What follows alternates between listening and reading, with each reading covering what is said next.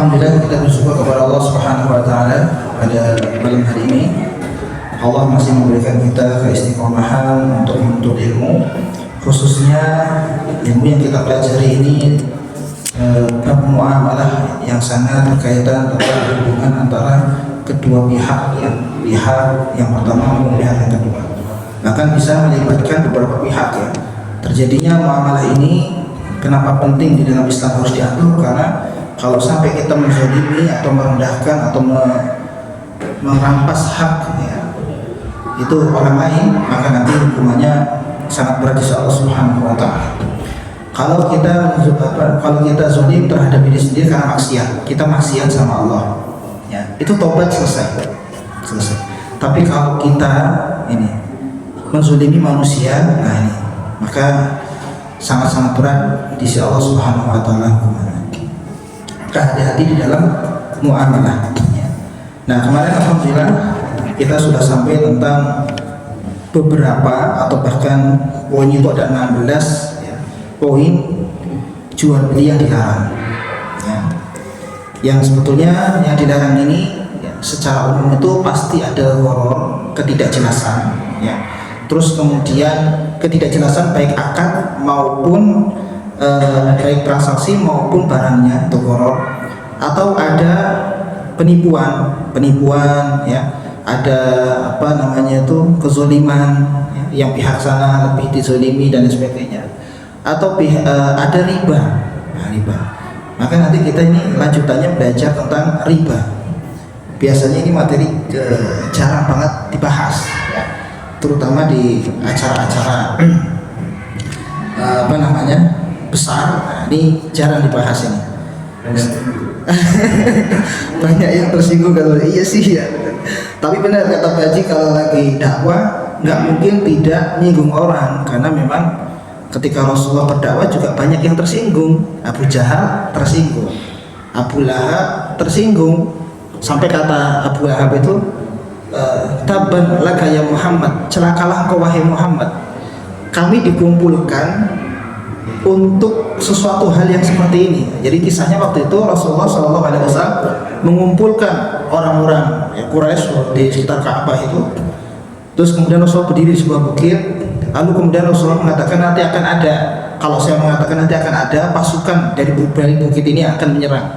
Seperti itu. Apakah kalian percaya? Ya percaya, karena aku itu adalah orang yang benar. Kamu tuh nggak pernah ada satu kali pun berbohong. Lalu saya mengatakan, kata Rasulullah, kalau itu saja kalian percaya, maka saya adalah utusan Allah dan kita semua harus memurnikan ibadah karena Allah. Ada Abu Lahab di situ. Tabban laka ya Muhammad, celakalah kau wahai Muhammad, kamu mengumpulkan kita semua karena cuma untuk urusan ini saja. Kemudian baru di situ ada surat tabbat laka, tabbat yada abi lahab.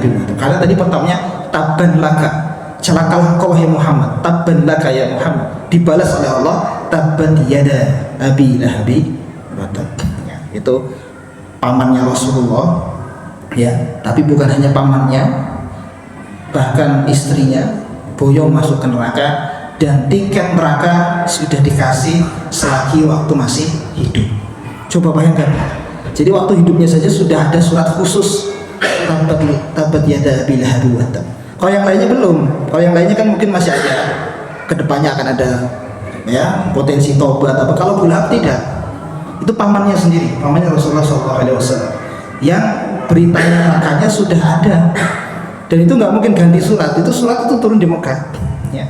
Jadi istilahnya memang tidak ada waktu untuk bertobat ya, karena saking memusuhi Rasulullah SAW ya.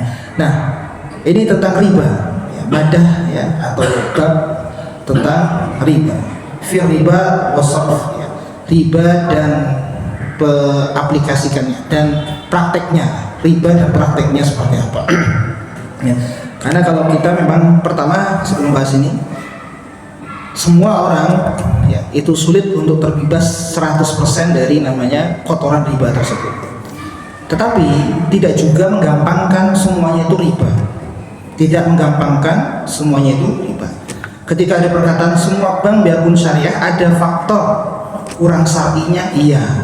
Tetapi bank syariah berusaha untuk ya, mengganti yang namanya akad tersebut daripada masuk dalam riba. Ya, misal kalau bank konvensional ya ada ribanya. Kalau akad ya simpan pinjam, menyimpan atau menyimpan uang, meminjam uang, pinjam meminjam ya, bukan menyimpan meminjam. Kalau nitip ada wadiah ya kan. Nanti kalau minjam itu nanti diganti saja, gantinya jadi murabahah misalnya. Murabahah berarti nanti pihak bank membeli dulu barangnya, kita memang akad ke banknya itu adalah akad jual beli yang nyicil, murabahah ya, atau mudharabah maupun musyarakah ya, yaitu kita mau usaha dipinjemin modal, tinggal nanti kesepakatannya berapa persen ya. Jadi tetap diatur oleh Islam karena memang hukum asal muamalah itu boleh ya, muamalah itu boleh, berbeda dengan ibadah ya. Pertama ini boleh kecuali nanti ada yang mengharamkan. Maka yang kemarin 16 poin itu ya, nanti kalau tidak bisa diingat bisa dilihat di poster pernah saya kirim di grup itu. Nah itu adalah jual beli yang dilarang karena tadi ada unsur-unsur yang tidak baik di dalamnya. Tetapi kemudian kita diajak untuk melihat bagaimana itu riba. Riba sebetulnya ziyadah, tambahan. Saya minjem uang ya 500.000 ke Pak Bu misalnya ya. Cuma saya janjikan ya dah 1 tahun bagus saya akan lunasi. Tapi ternyata sudah habis masa temponya, saya belum bisa bayar.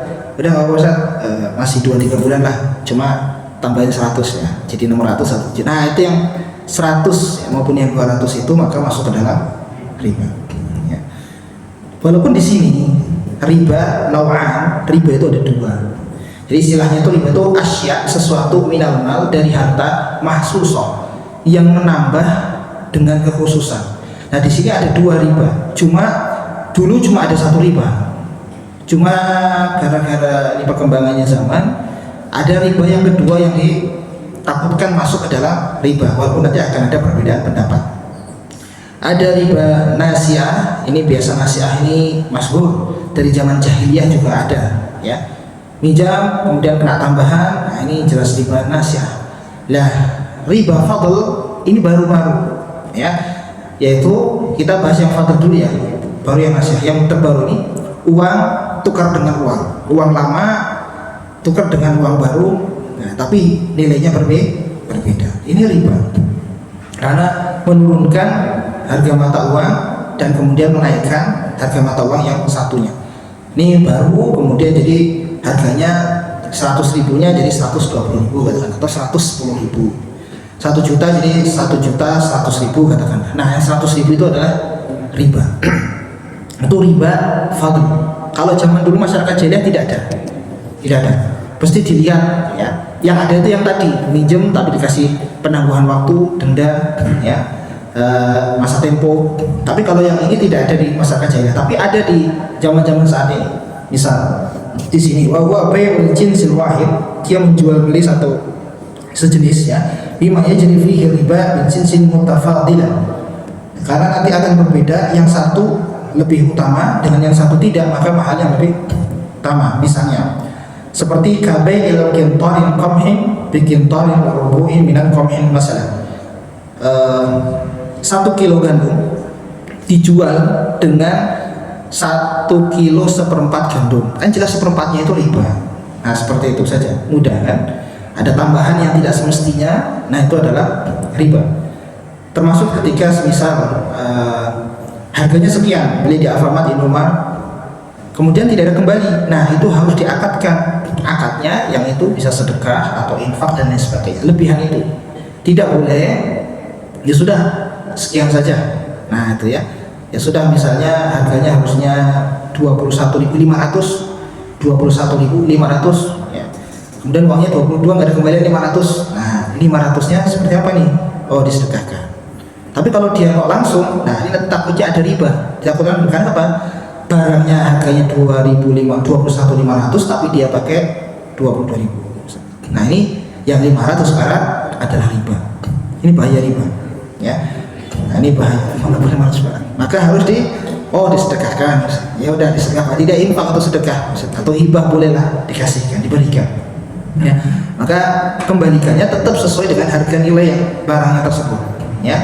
Au bai'in sadin tamar, 1 sak tamar kurma tetapi dijual dengan bisa imanis, dibeli dengan kurma yang lama tapi satu sok dan setengah, satu sok setengah, satu sok yang bagus ditukar dengan satu sok setengah. Nah ini karena sama-sama kurma, kecuali nanti kurma itu ada apa namanya, tetap tidak boleh, misalnya kalau kurma sama kurma seimbang, kalau satu dikurangin satu dinaikkan, nah selisih itu adalah riba itu. Begitu juga dengan fiddah, ya, dirham dan sebagainya, itu riba fadl yang ada pada saat ini. Nah kemudian riba nasi'ah selain di zaman masyarakat jahiliyah juga dulu ada, sekarang juga ada. Kalau masyarakat dulu riba nasi'ah itu minjam kayak tadi nih, saya minjam nggak mampu bayar, dikasih waktu tempo, kemudian ditaikkan. Tapi kalau sekarang lebih dahsyat lagi, bukan ketika nggak bisa bayar, dari awal sudah disistem, dari awal sudah disistem supaya yang harganya 20 juta menjadi 24 juta, menjadi 25 juta, memang sudah disistem. Dan ini sangat bahaya, riba itu sangat bahaya. Nanti kita akan membahas dalil-dalil berkaitan dengan tentang riba. Nah, masyarakat jahiliyah juga demikian, seperti ya, dia memberikan asal dananir, masalah 10 dinar, ya, terus kemudian dihargai dengan bi-khamsah asyara ila ajalin qaribin atau ba'idin, tetapi nanti kembalikannya atau ya transaksinya jadi 15, ya, dari 15 dinar di waktu tertentu. Oh ya, boleh 3 bulan lagi, tetapi ini menjadi riba.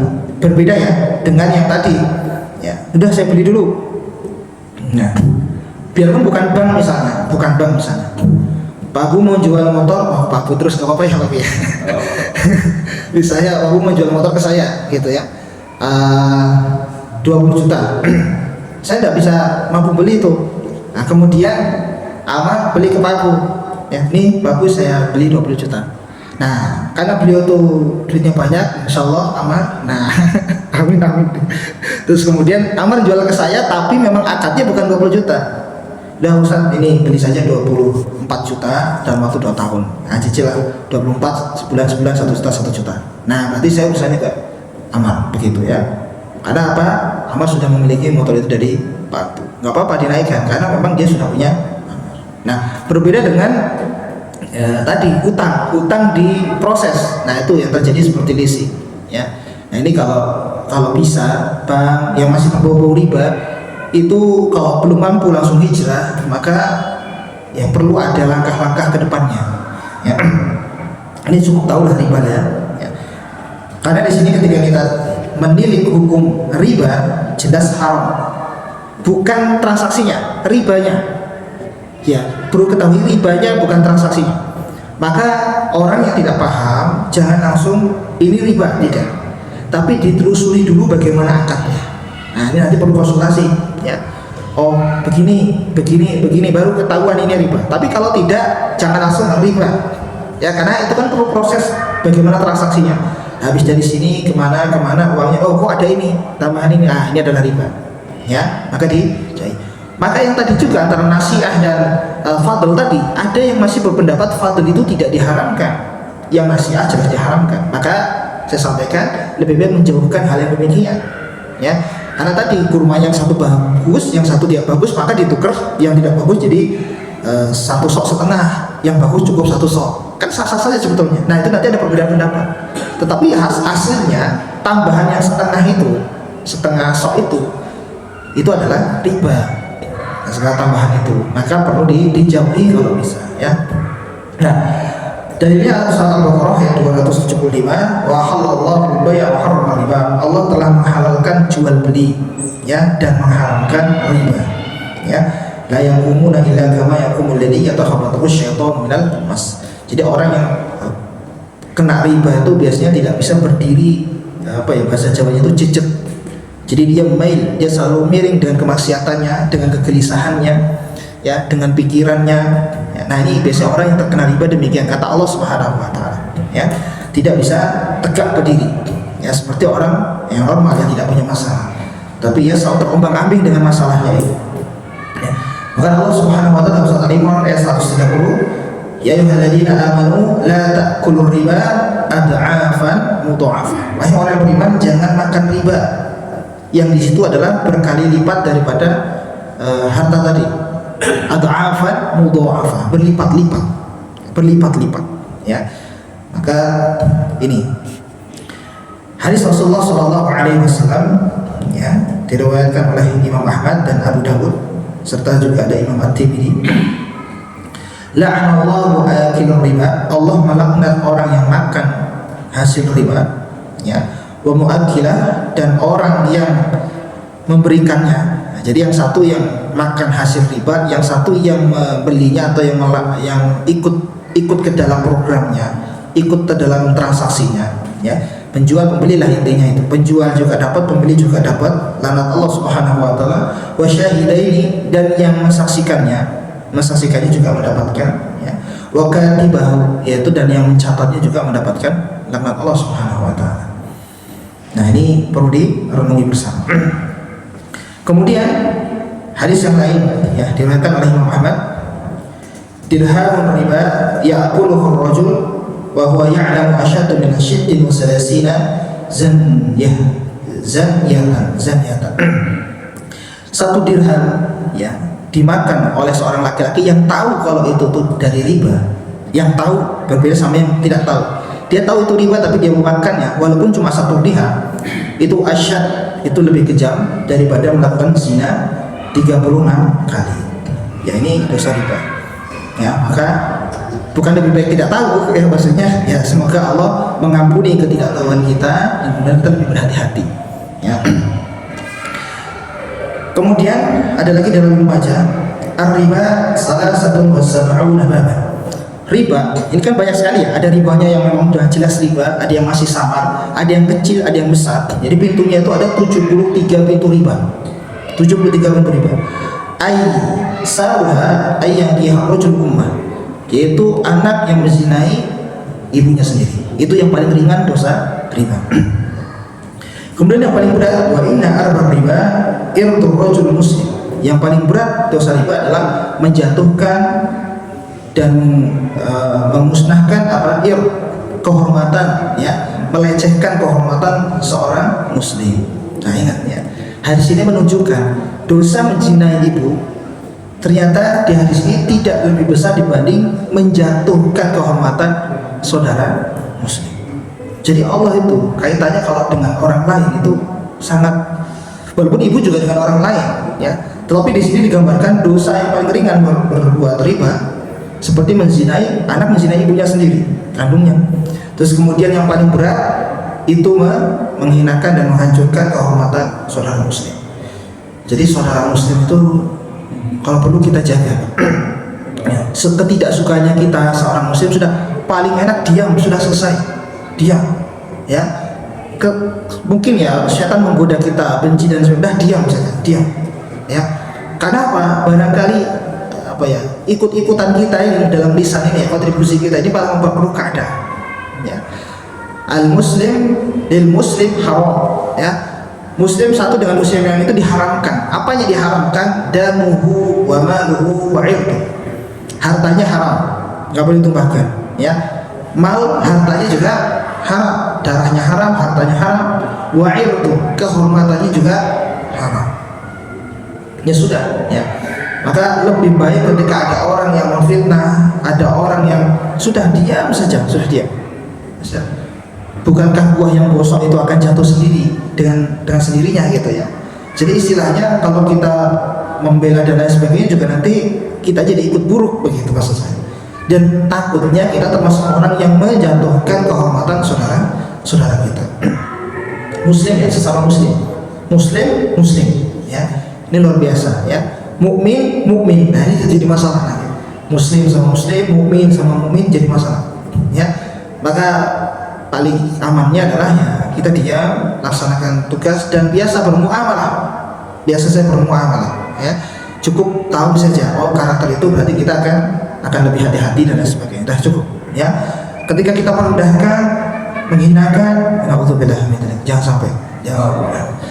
Karena itu nanti pertanggungjawabannya mas saya di akhirat. Ini maaf ini, ya, kenapa saya terus di garis bawahi. Pertanggungjawaban kita itu di akhirat. Pernah kita sampaikan dari muflis ya, muflis orang yang rugi.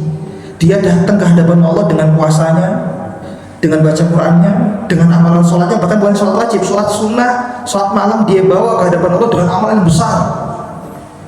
Tetapi apa? Qad katama hada wa daraba hada wa zalama hada. Dia mulutnya nggak bisa dijaga, perilakunya nggak bisa dijaga, menyakiti orang lain. Selesai itu amalan hilang. Itu jadi rugi Pak, rugi sekali.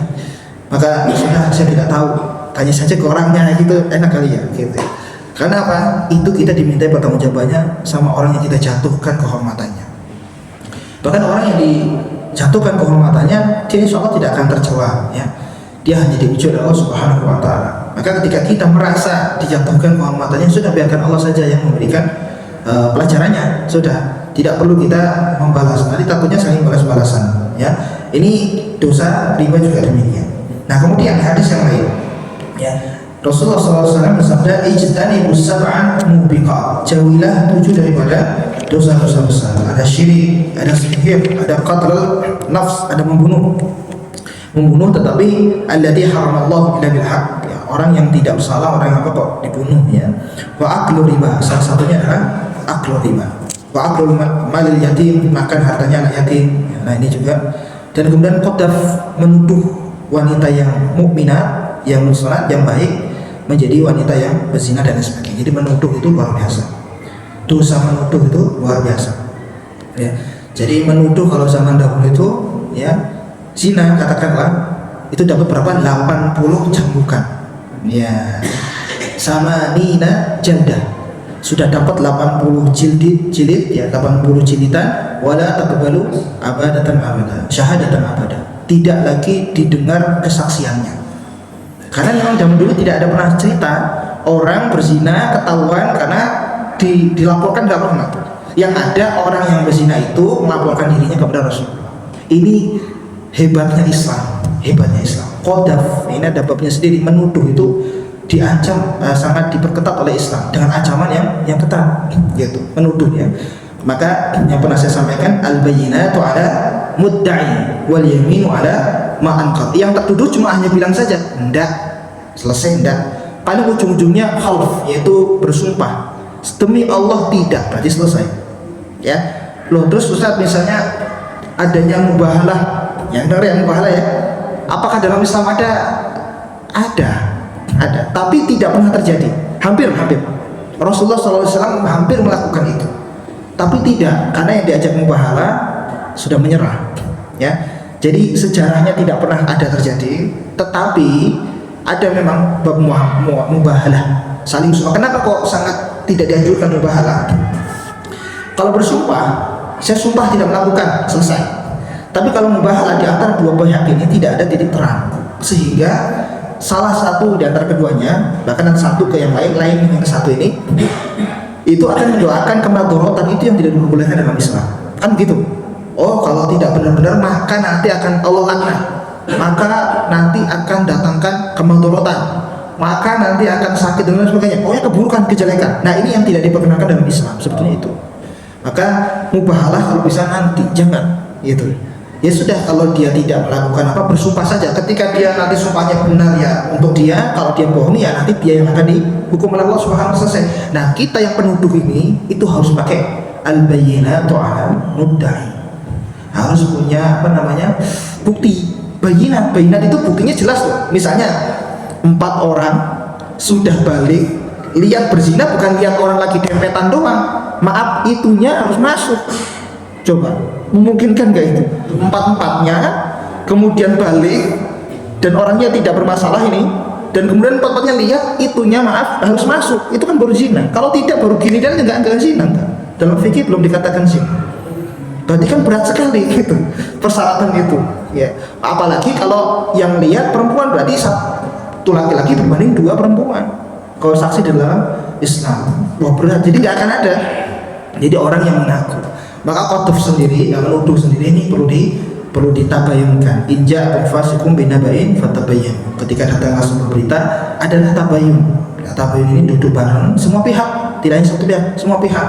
Maka menceritakanlah semuanya itu. Bahkan di dalam keluarga saja fa in shiqaqa bainihima fa ba'su hakaman min ahlihi wa hakaman min ahliha iyurida islaha yuwaffiqallahu bainahum. Jadi ketika istri suami juga tidak ada selesainya ini masalah, maka istrinya punya tadi pengacara atau ahli hukumnya, laki-laki ada hukumnya diselesaikan. Tetapi apa hebatnya firman Allah, iyurida islah, sebetulnya yang dicari itu islah. Maka Allah Subhanahu wa taala berikan taufik kepadanya. Nah, ini tentang tuduh menuduh ya. Tuduh menuduh itu tidak, lebih baik kalau kita, nah nanti ada bayinah, ada qarinah. Bayinah, qarinah. Kalau qarinah itu indikasi ya, belum sampai jelas, tetapi nanti mungkin ada ahlinya sendiri ya, polisi atau ya dengan beberapa dakwaan atau bukti-bukti yang mungkin kurang kuat tapi dikuatkan dengan terus investigasi dan sebagainya, nanti urusan yang berwenang ya. Seperti contohnya ketika Nabi Yusuf alaihissalam itu kan gitu dikunci, wa ghallaqatil abwaab wa qalat haytalak, dikunci, ghalla pakai tasdid, wala berarti kuncinya sangat-sangat kuat. Jadi bahasa Quran gitu, kalau nggak pakai tasdid itu biasa saja kunci slot gitu ya. Toh ini wa ghallaqatil abwaab, jadi pintunya itu ternyata banyak. Makanya sampai terkoyak tubuhnya, bajunya. Karena bukan cuma buka satu pintu, berlapis-lapis pintunya. Nah, ini kalau memahami Al-Qur'an dengan bahasa Arab. Dan kemudian akhirnya terkoyaklah. Nah, fastaqal abwaab, kemudian di fastaqal bab, dia mau ke bab, mau ke pintu, akhirnya terkoyaklah dari belakang ya, komis ya, pakaiannya Nabi Yusuf alaihi salam ya. Kemudian apa yang dilakukan ya istri raja ini, atau sebagian nanti dengan nama Zulekha lah gitu ya, Zulekha gitu. Apa yang dibilang istri raja ini kepada, kan ketemu raja, ada apa ini ya, qala fa ma jazaa man arada ayyuhlika su'an illa ayyusjana aw adzabun alim. Bagaimana raja nih? Ada orang yang mau melecehkan keluarga. Berarti kalau tidak di ayyusjana, di penjara, yang kedua maka dihukum dengan hukuman yang keras. Tapi raja, walaupun yang bilang itu istrinya, entar dulu. Karena di bahasa Al-Qur'an wamro'ah itu berarti istri sama suami enggak dekat. Gitu, enggak dekat. Ada masalah. Pokoknya kalau Al-Qur'an bahasanya pakai imro'ah, itu suami istri enggak dekat, enggak harmonis. Kalau pakai zauj, itu baru dekat. Gak ada masalah. Tapi kalau ada imro'ah, bisa istrinya nggak beranak, bisa suaminya meninggal, bisa tinggalnya jauh-jauhan. Pokoknya kalau imro'ah dalam Al-Quran, oh ini imro'ah Nuh, berarti nggak nyambung, maunya beriman, istrinya nggak beriman. Pokoknya kalau imro'ah itu punya masalah ya. Imro'ah Fir'aun, berarti istrinya Fir'aun, berarti kan nggak nyambung, nama yang satu beriman, satu tidak. Nah, sedangkan itu pakai imro'ah ya. Jadi istrinya memang tidak harmonis hubungan antara istri dengan sang raja ini. Kemudian ini riba jadi kisah kesana ya, nggak apa-apa, ini istilahnya bayinah tadi ya. Kemudian dilihatlah wa syahidum min ahliya in kana qamisuhu qudda min qubulin fa sadaqat wa hum minal kadhibin. Kalau terkoyak di depan, maka yang jujur adalah yang istri raja ini. Nah, fa sadaqat wa hum minal kadhibin, Yusuf ini berarti kadhib, bohong. Tetapi wa in kana qamisuhu qudda min duburin, di belakang, maka yang fakadabat, dia bohong nih wanita ini, bahwa minas shodiqin, maka Yusuf ini benar. Pas dilihat, ya sudah, dilihat dari belakang, berarti yang salah inna min kaidikun inna kaidakun matin. Ini adalah tipu dayamu, wahai ya. Tapi tetap demikian, Yusuf a'rid anha, Yusuf diam, jangan ngomong siapa-siapa tentang masalah ini. Kemudian perempuan, fastaghfiri lidambi, kamu minta ampun, minta maaf, innaki kunti minal khati'in, kan kamu telah berbuat salah. Nah, ini ada korn. Kan memang tidak terjadi bukti yang jelas, tetapi ini hanya, oh berarti kalau dari depan maksa dari depan, kalau di belakang berarti yang perempuan ini narik, yang laki-lakinya sudah mau. Beda kalau terkoyak depan belakang. Ya itu, jadi ada bayinah. Nah, ini sekilas tentang menjaga kehormatan saudara muslim. Ya, kemudian riba itu demikian ya. Maka riba ini nanti ada hikmahnya. Kenapa kok diharamkannya riba? Yang pertama adalah muhafadzatu ala mal muslim, menjaga mal, harta seorang muslim perlu dijaga mal ya. Karena jangan sampai li alla yuqala bil batil, jangan sampai kita makan dari yang batil. Kita tahu hadis Rasulullah SAW yang mengatakan barang siapa yang suht ya, ini kita dibesarkan, ditumbuhkan daging ini dari harta yang haram, bisuhtil haram, maka fannaru aula bih, maka tempatnya pantaslah di neraka. Maka tolong ya, mungkin bisa pakai yang lain ya, bisa pakai yang lain mending gitu ya. Tapi kalau sampai perut kemudian besar dari tumbuh dari harta itu naudzubillah min dzalik ya. Jadi sudah masuk ke rumahnya disaring, nah nyampe perut juga lebih disaring lagi. Nah itu maksudnya ya. Kemudian yang kedua adalah tauji lil muslim ilal istithmar malihi ya. Gunakan investasi atau digunakan harta ini ya fi aujuhin fi makasibi syarifah ya al-khaliyah, yaitu lebih yang pantas. Investasi jual beli itu lebih yang syarifah, yang baik, yang mulia, tidak dengan cara yang buruk ya. Ya dengan yang ikhtial wal khadiyah, cara yang menyimpang ya, itu tidak diperkenankan. Karena nanti bisa mengakibatkan apa? Musyaqqatan bainal muslimin wal baghdha, ya akan menimbulkan permusuhan ya. Akan menimbulkan permusuhan. Nah, terus bagaimana kalau kita sama-sama ridho? Nah, ini kan kita ridho juga nggak apa-apa, kan kita sama-sama ridho, nggak musuhan kok ya. Ya kalau semuanya kayak gitu ya repot ya, kan kita zina sama-sama ridho kan gitu ya. Kalau bilang itu aja jawabannya ya. Ini sudah ditawarkan ya supaya tidak ada permusuhan. Kita tidak memusuhi, nggak apa-apa, saya kena riba ya, tidak. Kalau sudah haram ya haram ya. Kemudian syaddud turuq ya, yang menutup pintu-pintu ya yang bisa membuat itu permusuhan tadi masuk kepada poin yang tadi setelahnya tadi ya, sebelumnya. Nah kemudian fathul abwabil bir, membuka pintu-pintu kebaikan ya. Ya ini tentang pintu-pintu kebaikan supaya apa? Fi wajhil muslim, seorang muslim berorientasikan liyatazawwada lil akhiratihi, mempersiapkan transaksi ini bukan hanya transaksi di dunia, bahkan bisa menguntungkan nanti di akhiratnya. Wa yuqridu akhahul muslim bila faidah ya. Akan tetapi dia meminjamkan atau bertransaksi itu tanpa adanya nanti ada tambahan dan lain sebagainya ya. Nah, ini baik, jadi kalau transaksi itu dilihat barangnya, kemudian dilihat transaksinya. Nah ini ya, akadnya dilihat ya. Tutup untuk hati-hati kita ya, hati-hati kita ya. Nah kemudian yang terakhir, tajnibul muslim ma yuaddi bihi ilal halaki ya, menjauhkan dari kehancuran ya. Apa yang masuk kehancuran? Akil riba baghin zalimun, karena orang yang memakan riba termasuk orang yang zalim ya. Wa akibatul baghi wa zulmu, karena nanti akibatnya dari bagi ini adalah kezaliman ya, akan kebinasaan. Ya Yohanes innama baghiyukum ala anfusikum, surat Yunus ya. Karena sesungguhnya kebinasaan itu atas perbuatan kalian. Jadi hal-hal yang mengundang kemadaratan hindari. Kemadaratan hindari. Ya. Wa qala Rasulullah sallallahu alaihi wasallam ittaqul zulma, jauhilah zulma, fa inna zulma zulmatun yaumil qiyamah, karena sesungguhnya kezaliman itu kegelapan di hari kiamat. Nauzubillahi min dzalik ya. Dan kemudian wattaqus suha ya. Hati-hati terhadap sifat suha, pelit ya. Fa innahu ahlaka man kana qablakum, karena orang-orang dulu itu hancur, ahlak karena pelit. Orang pelit memang di kisah-kisah dulu nggak ada yang berjaya ya. Pasti Allah hancurkan man kana min qablikum ya, oleh kisah-kisah yang terdahulu ya. Maka wastahallu maharimahum, maka berhalallah ya dari menjaga yang halal dari yang haram-haramnya, sumber-sumber yang kita dapatkan itu nanti. Nah, maka itu yang bisa saya sampaikan. Jadi menjaga harta ini kewajiban kita sebagai kepala rumah tangga. Begitupun kalau istri ya, nanti menasihati dan memberikan peringatan ketika itu dilakukan oleh suami. Itu silakan ada yang tanya. Ya, enggak. Assalamualaikum warahmatullahi wabarakatuh. Seseorang itu umpamanya pinjam emas cukup ya, dijual dengan harga namanya 200.000.